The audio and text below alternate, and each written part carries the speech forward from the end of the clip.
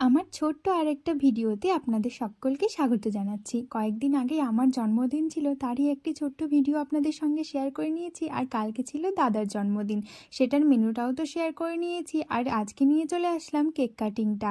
ছোট্ট করেই আয়োজন করা হয়েছিল, কালকে নিরামিষ ছিল বলে সব আয়োজন কিন্তু ছিল আমাদের নিরামিষ, মানে খাবার দাবার কেক সবই ছিল নিরামিষ। সন্ধেবেলা এখানে একটু সুন্দর করে সাজিয়ে নিচ্ছিলাম আর দাদাকে জোর করে টেনে নিয়ে আসছিলাম, কারণ দাদা একদমই কেক কাটতে চাইছিল না। Happy birthday to you, happy birthday দাদা, হ্যাপি বার্থডে টু ইউ। এই ছোট ছোট স্মৃতিগুলো সারা জীবন থেকে যায়। কেক কাটা হয়ে যাওয়ার পর মা প্রথম দাদাকে কেক খাইয়ে দিল।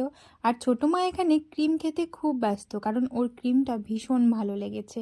সত্যি কেকটা খেতে দারুণ ছিল, কারণ দিনের দিন বানিয়ে দিয়েছে তো বেশ ভালো লাগছিল খেতে। আর আমার দাদা না পায়েস খেতে একদমই পছন্দ করে না, তাই মা এখানে ওর জন্য রাত্রেবেলা বানিয়ে দিয়েছিল সিমুই, যেটা খেতে দুর্দান্ত হয়েছিল। রাত্রেবেলা তো এটা খেয়ে একদম মন প্রাণ সব জুড়িয়ে গেছে।